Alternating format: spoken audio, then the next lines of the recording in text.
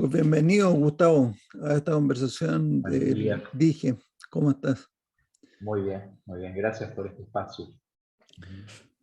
Bueno, y entonces que teníamos algo pendiente, creo que tenía que ver con qué cosas eran restricciones, qué cosas no. Sí, así es.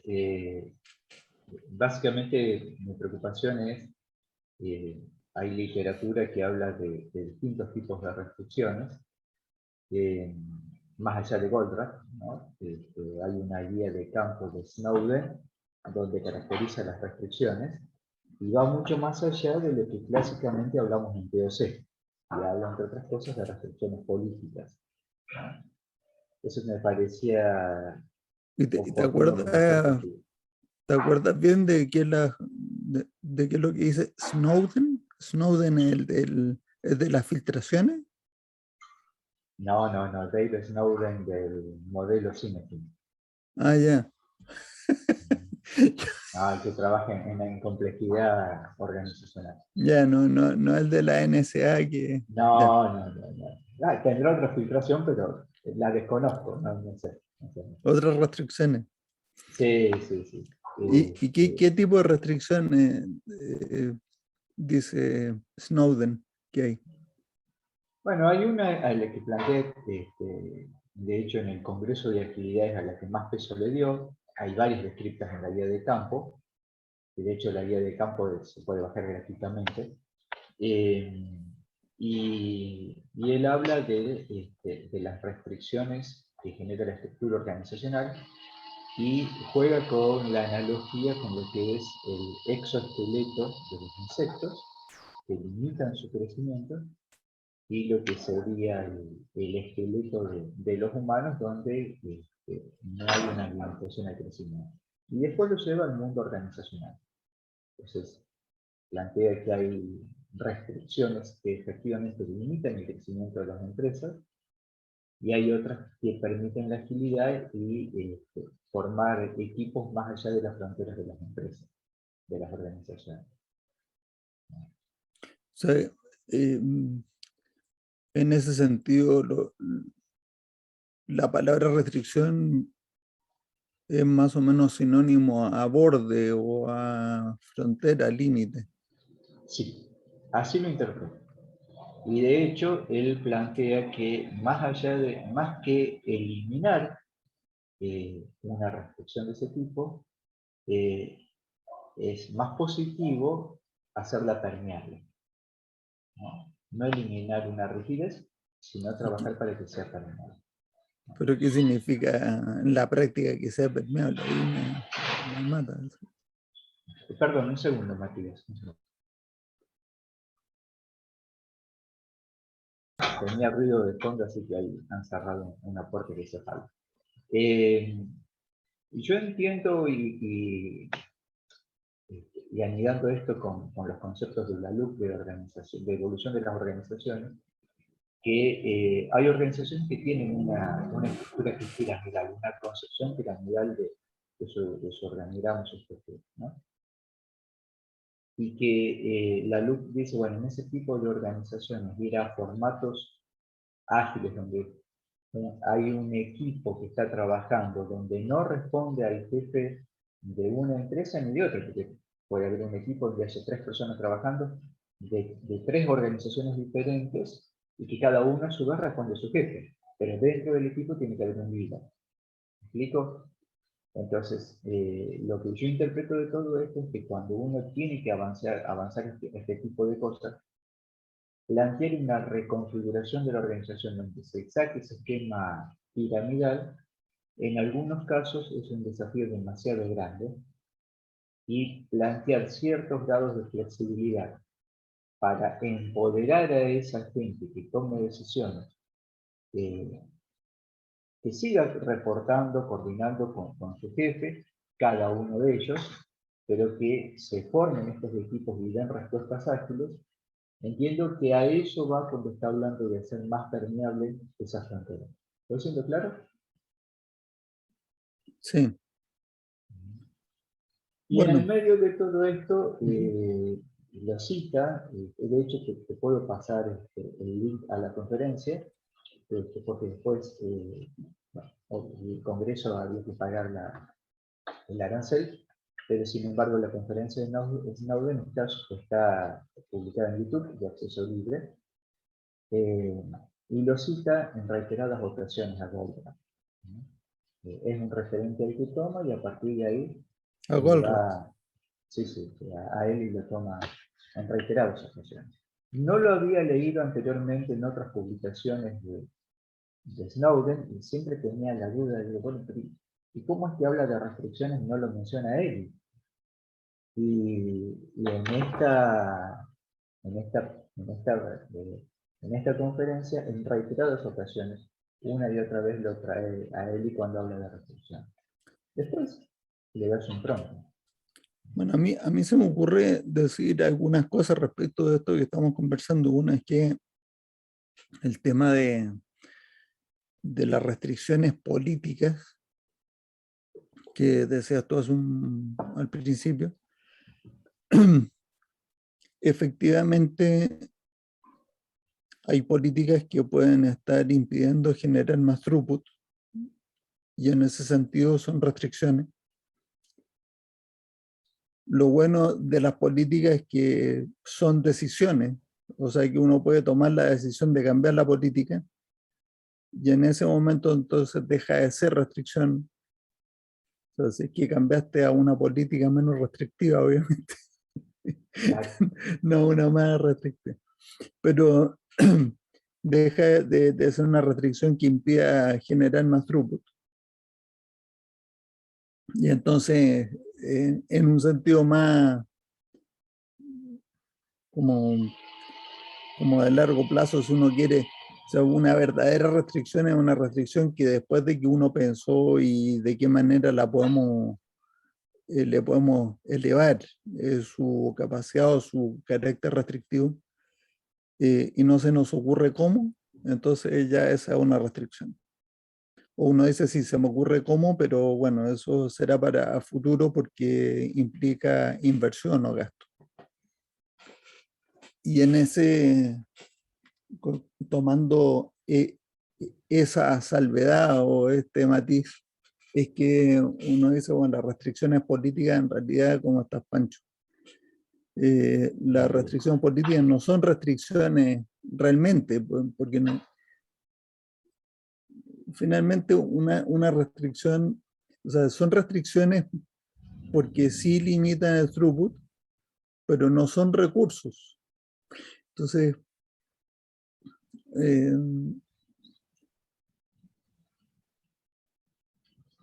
Y frente a todo esas esto puede restricciones, parecer semántico, pero es que... no, es que estaba escuchándote y la verdad que no lo hice el ejercicio de pensarlo, pero me estoy poniendo acá en público.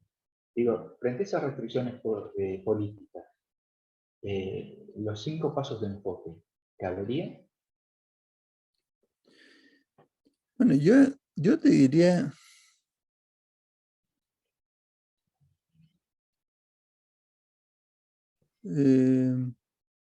sí, pero lo que pasa es que muy rápidamente uno pasa de decir cómo explotarla a subordinar todo y después elevar, y uno dice, pero podemos elevar inmediatamente porque no la cambiamos de una vez. Pero como para terminar y redondear y conectando con lo que me estaba hablando de Snowden, de esto del exoesqueleto o el esqueleto interno la estructura del sistema. En realidad me gusta mucho más hablar de la estructura del sistema, ¿cierto? O sea, De acuerdo contigo. muchas veces, o la gran mayoría de las veces, la estructura del sistema es la que determina si hay políticas, si hay restricciones que son debidas a política. Y más bien cuando estamos explicando los 4 principios en los que se basa la teoría de restricciones que nos dejó Eli al final, yo le había entendido primero que eran dos principios, nada más, el de simplicidad y que no habían conflicto, pero después le agregó que no culpa a las personas y nunca diga ya sé. Que a mí me parece que esos dos son más bien, más que principios, bueno, sí pueden ser principios de acción. Sí, son principios. Pues son como advertencias, digamos, ¿no? Estos son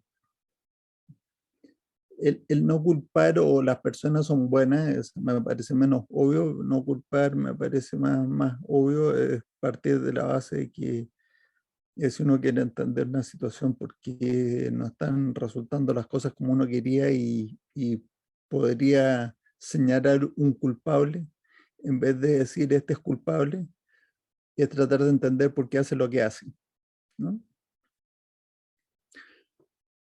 Ese es el principio. El principio es no presuponer que hay una persona con mala intención tratando de frenar el flujo en la organización.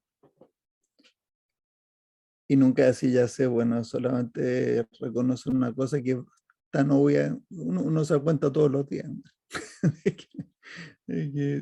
Sabe, Sin duda. puede saber muchas cosas, pero lo que no sabe lo supera. La estructura de las organizaciones es donde yo creo que hay que meter el pensamiento sistémico y entender que la estructura es la que te va dando la estructura jerárquica, la estructura de cómo se relacionan los distintos elementos en las organizaciones, las personas, las áreas.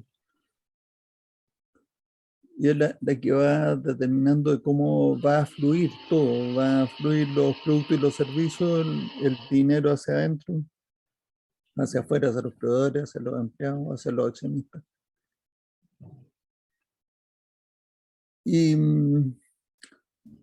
si uno no tiene una concepción sistémica, entonces probablemente su estructura va a estar eh, restringiendo la capacidad de la organización de producir más, de aumentar la productividad. Pero ahí es donde entra uno a decir, vamos a ver, ¿qué es lo que me está restringiendo en realidad? Lo que me está restringiendo son conflictos internos que estoy provocando yo, precisamente por la estructura que tengo.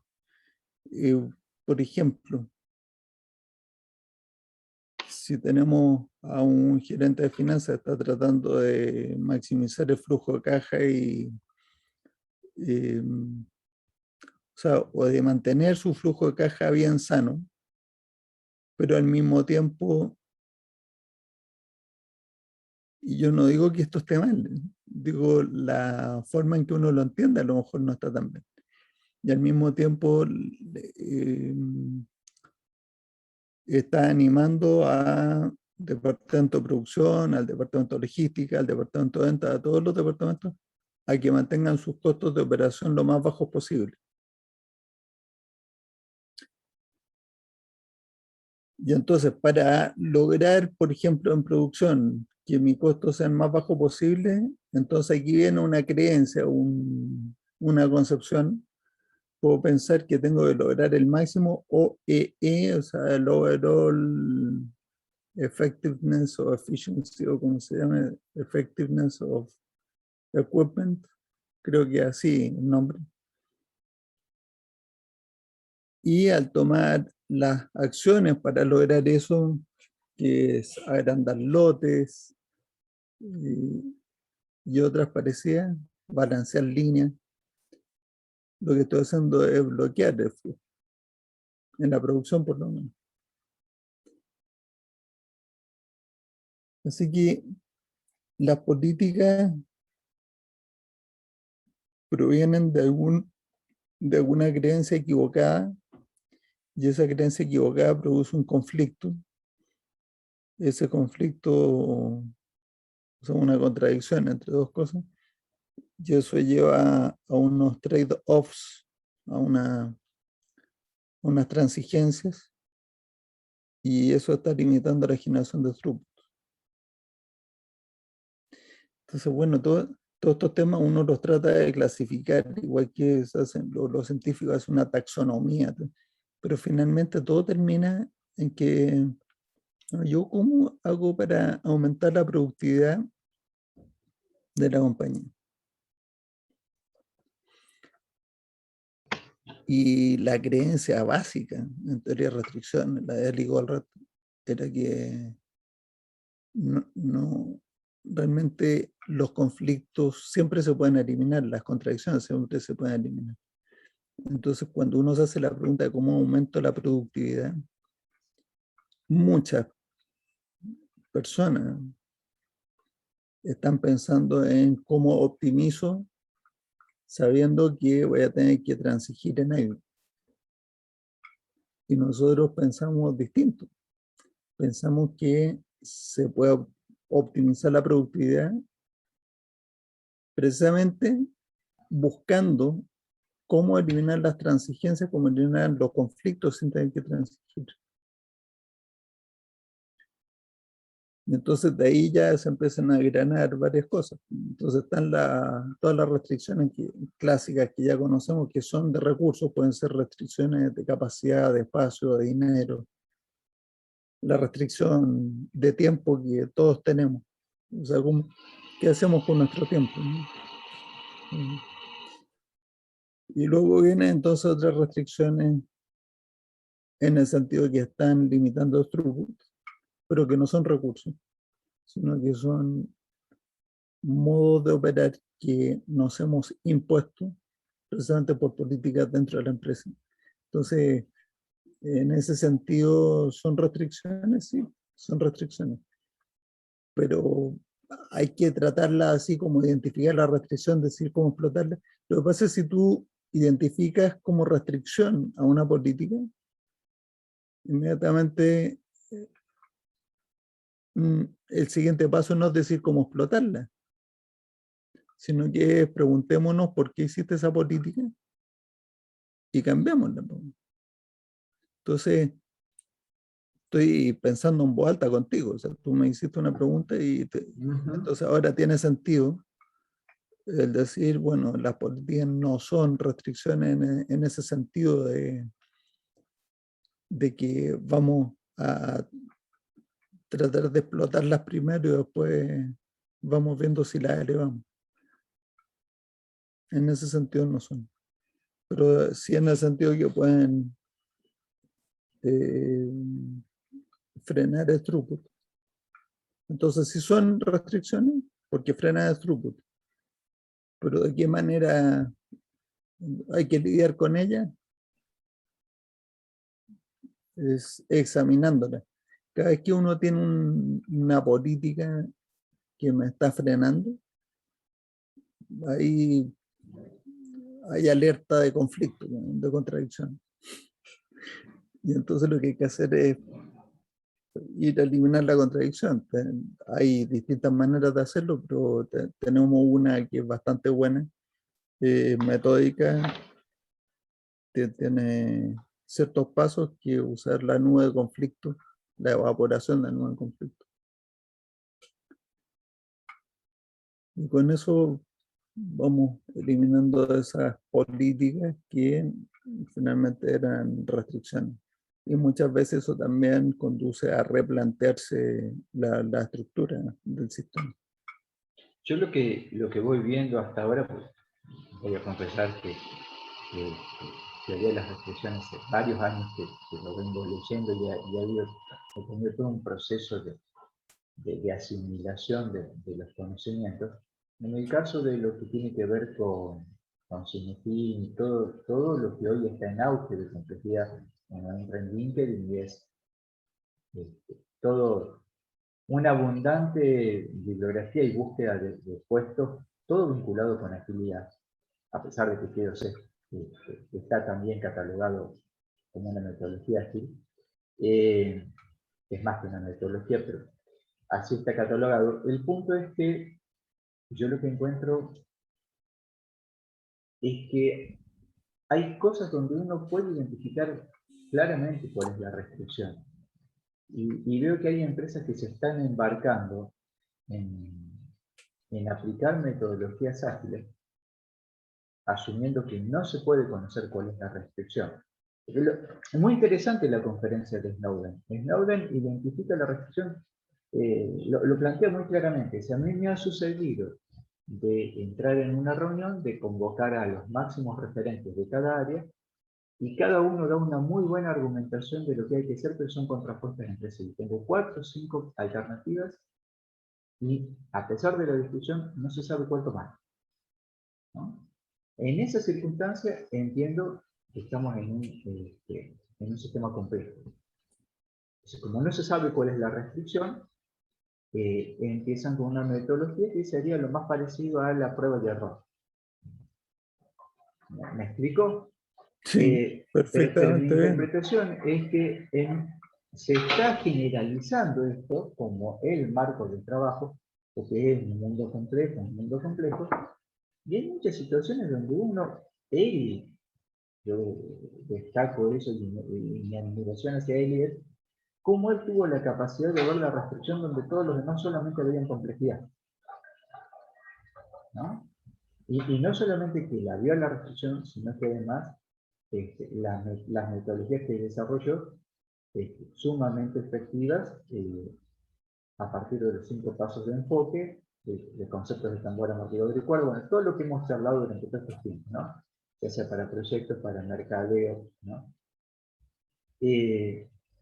Pero insisto, veo que hay mucha gente que se queda con el prueba y error y no va al nudo de decir, bueno, ¿y cuál es el supuesto error? ¿Soy claro con lo que planteo? Sí, claro. O sea, Y hay veces donde lo, efectivamente lo que sí. está, lo que estás diciendo es precisamente cómo actúa la gente, las personas que no tienen como principio eh, esa creencia fundamental de que los sistemas complejos en realidad, mientras más complejos en su estructura, en cantidad de elementos y en cantidad de interacciones, más simples son, bajo la definición de que simplicidad o complejidad tiene que ver con los grados de libertad que tiene el sistema. O sea, si yo tengo 5 opciones, es bastante más complejo tomar la decisión que si solamente tengo una.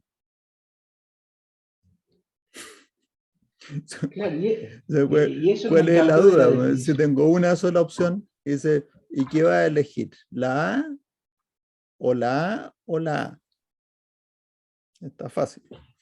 Pancho Exactamente. está silenciado por si acaso.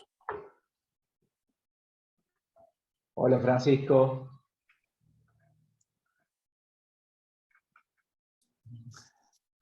Bueno, Matías, Gustavo, buen día, ¿cómo están? muy Bien, bien. bien. Feliz año. Muchas Gracias gracias. Francisco, Muchas igualmente. gracias. Bueno, Entonces, estábamos charlando con Matías, pero si tiene una inquietud Francisco, no, pero cerramos este tema y y avanzamos. no solo una inquietud, seguramente tiene algo que aportar a esto. O sea, al final eh, es como uno empieza, antes de empezar la conversación, ¿qué es lo que tiene uno en la cabeza?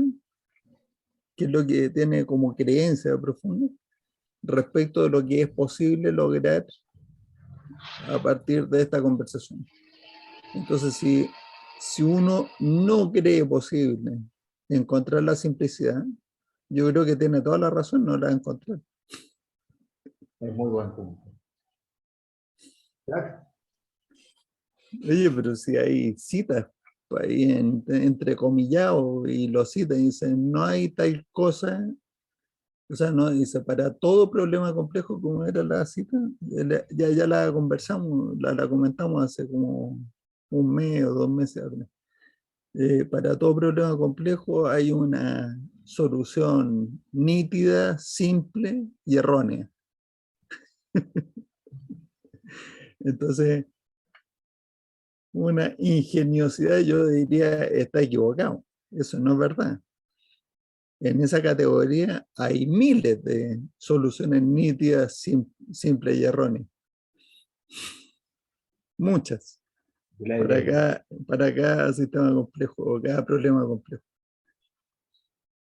La pregunta es si existen al menos una, no necesariamente una única, solución nítida, simple y correcta, pero al menos una.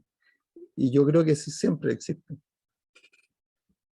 Yo acuerdo contigo, Matías. Creo que lo que hay es una limitación del observador. Lo que los demás no podían ver, él lo vio. Y donde para todos los demás era complejo, él viene y dijo, pero acá está claro, esta es la restricción. Y cuando en los proyectos todo el mundo se atrasaba, entregaba fuera de especificaciones, fuera de tiempo, él tuvo la capacidad de ver cómo, cuál era esa restricción y cuáles eran los supuestos erróneos. Claro, si uno no tiene esa capacidad de Que tiene verlo, que ver con la manera en que uno, o sea, cómo está construido el sistema, que es justamente lo que estábamos conversando hace un rato. ¿Cómo está construido el sistema en proyectos en la forma convencional de administrar el proyecto? Y está construido bajo el supuesto de que, o sea, son dos supuestos. Uno, que uno es capaz de estimar con muchísima precisión cuánto va a durar o cuánto va a demorar una tarea en ejecutarse.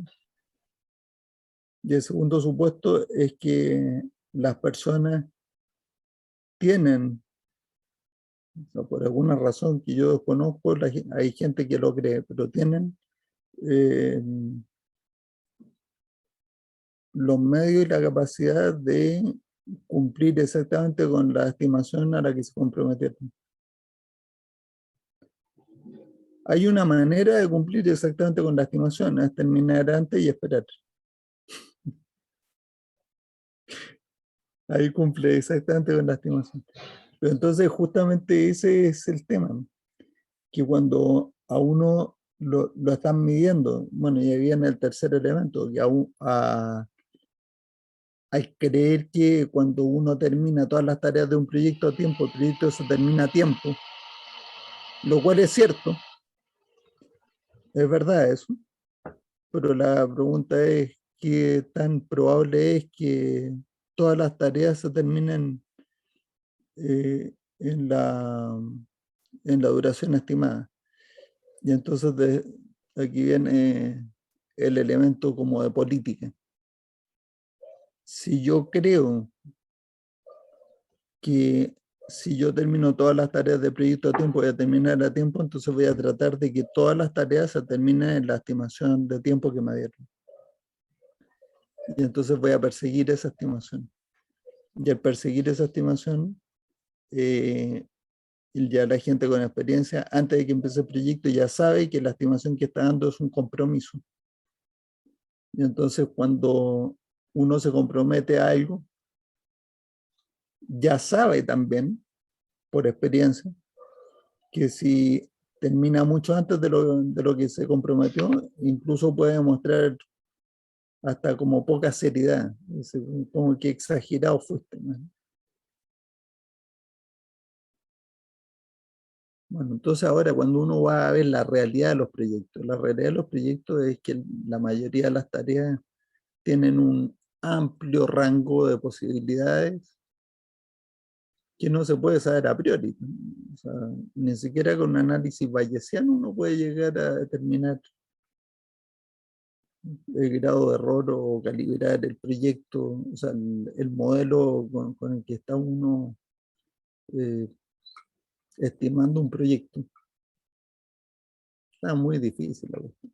Entonces, al reconocer ese hecho, ahora ya sabemos que estar exigiendo las estimaciones como si fueran compromisos va a poner a las personas en un dilema.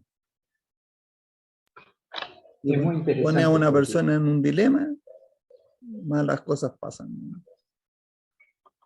yo trabajé 10 años en un instituto público de investigación de tecnología y era muy curioso porque durante los 10 años llegaba el mes de diciembre y habíamos pasado el año con penuria, ¿no? Para las cosas importantes, por supuesto, no estaba. Ah, Y sin embargo, llegaba el mes de diciembre, los últimos, más claramente entre el 5 y el 20 de diciembre, se salía a quemar la plata que llegaba en cualquier cosa. porque había una consigna sagrada, es que el presupuesto no se puede devolver porque si no el año que viene se corta, se achica. No, Y habíamos pasado el año con penurias donde las cosas importantes no habían sido financiadas. Y claro, en 15 días en diciembre, donde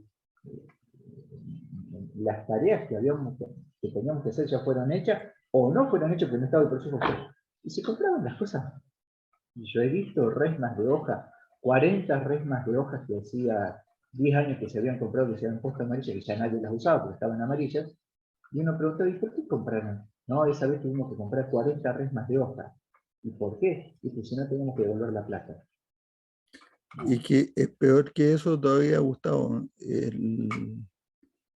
Por lo menos en Chile uno escucha los términos que se expresan con respecto del presupuesto de la nación y hablan del porcentaje de ejecución del presupuesto.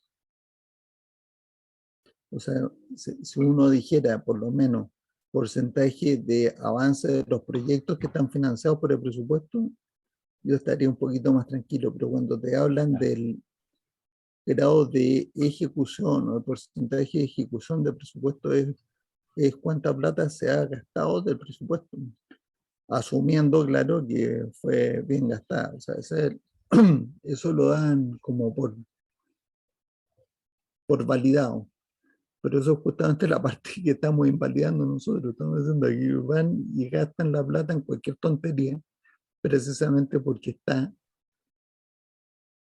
Y entonces ahí hay dos posibilidades. Una es que no se necesitaba en primer lugar, pero se la van a gastar de todas maneras para ejecutar el presupuesto y demostrar que se necesitaba.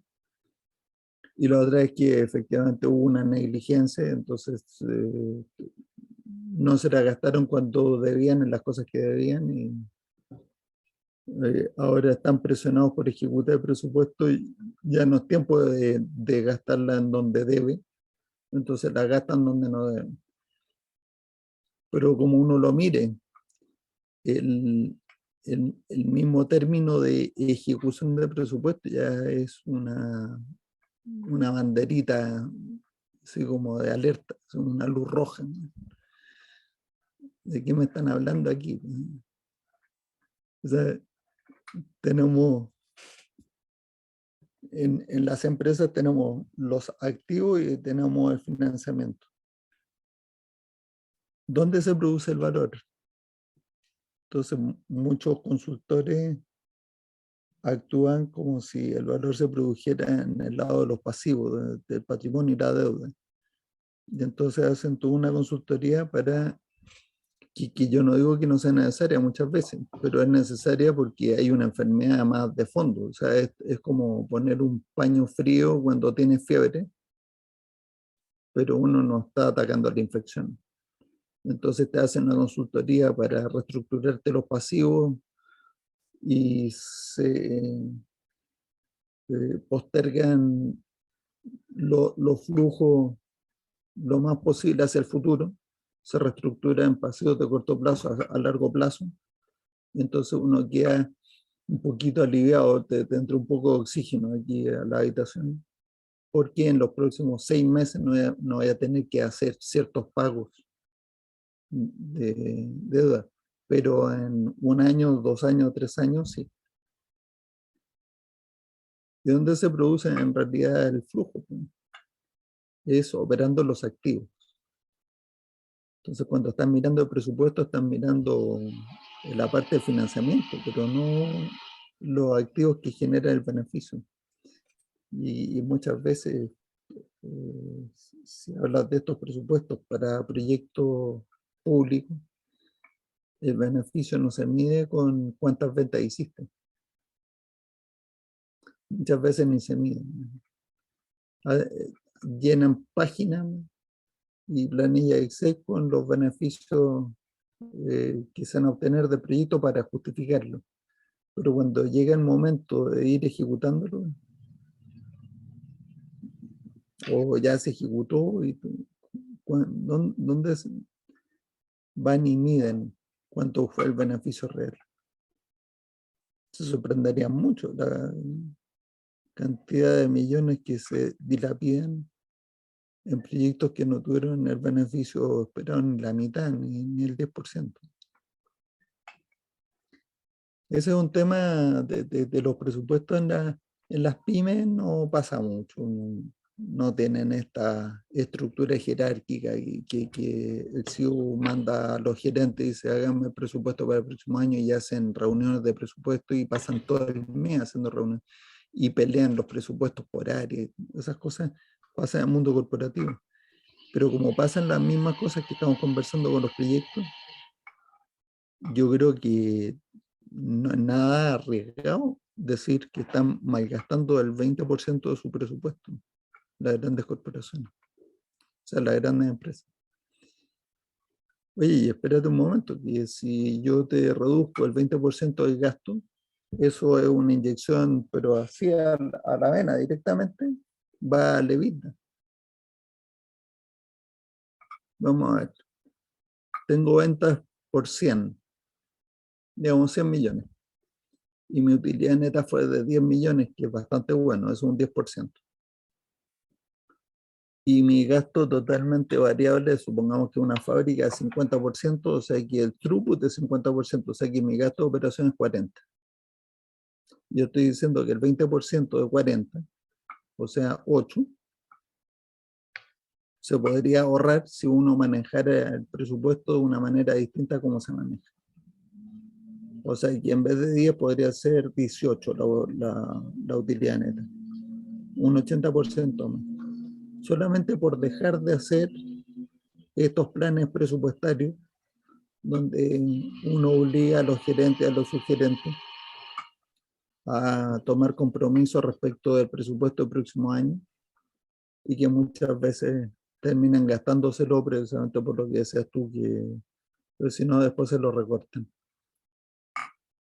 Y cuando te recortan el presupuesto, después anda a explicar que no tuviste presupuesto y por eso no pudiste hacer las cosas que tenías que hacer.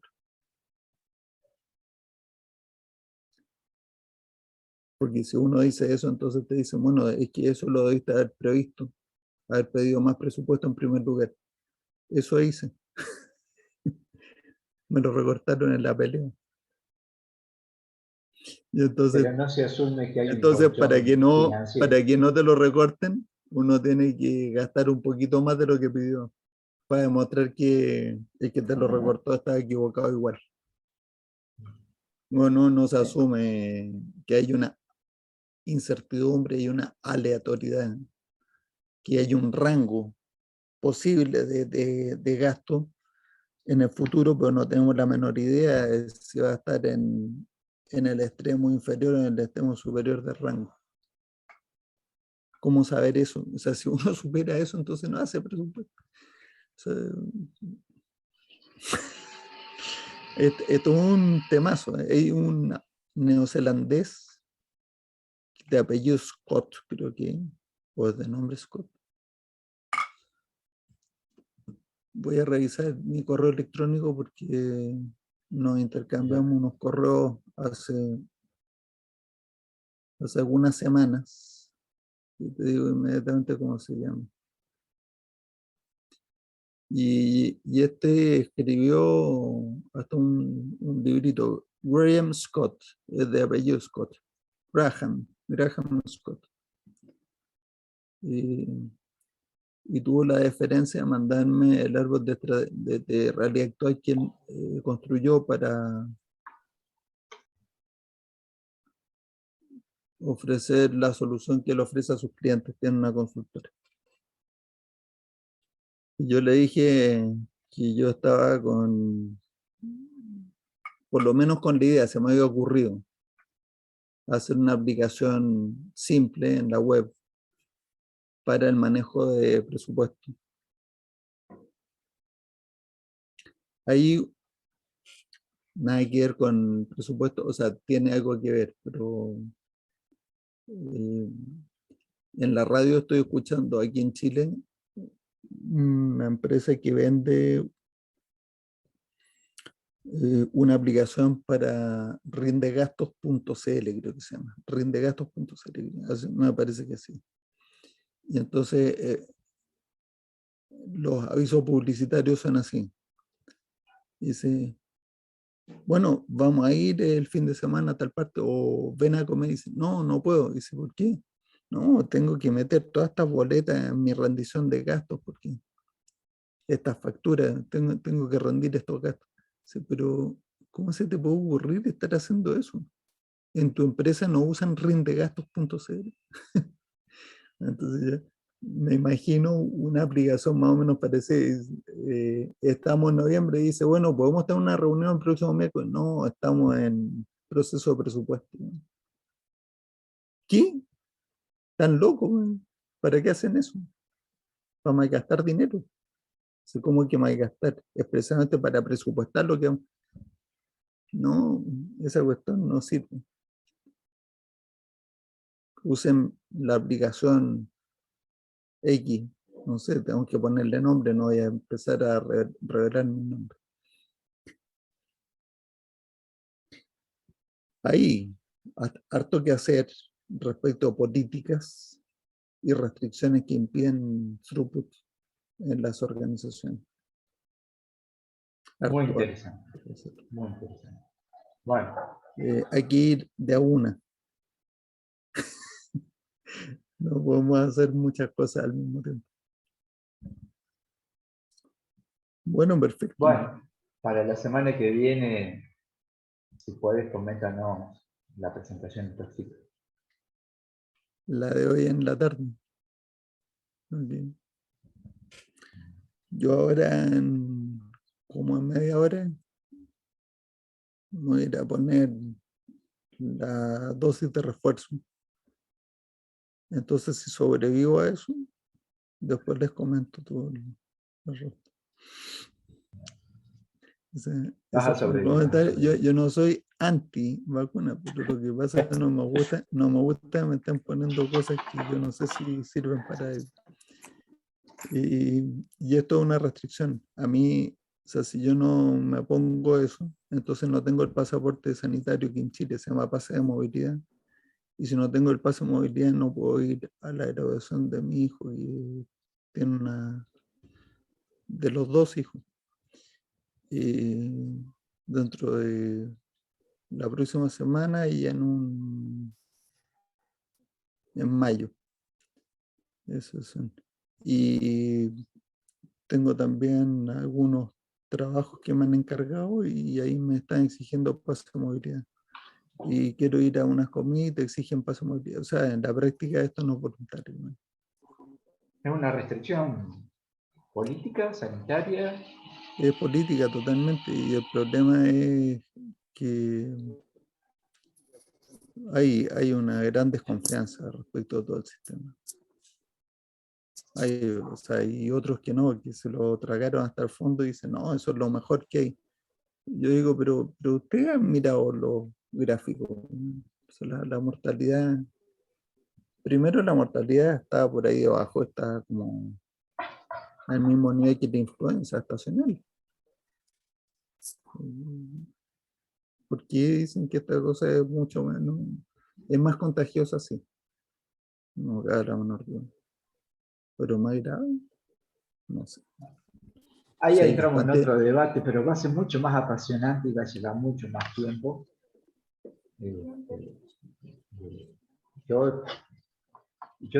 he tenido y tengo preocupación por ciertas vacunas que se han colocado más. En algún momento acá se dijo que había vacunas que habían sido probadas para adolescentes y nos enteramos un mes después que no habían sido probadas, ¿no? Que fue el primer país en colocarlas.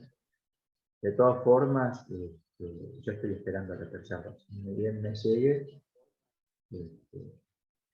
me la voy a colocar. Ese es un tema largo, muy largo, dijiste tú, así que, y yo no sé si y es para charlarlo de dentro de, o sea, lo podemos tratar como una restricción, algo así. Pero será para una próxima oportunidad. Muchas gracias por éxitos venir. esta tarde, que estés muy bien con la vacuna. Gracias. Francisco, excelente año. Bueno, muchas gracias. Hasta el próximo jueves.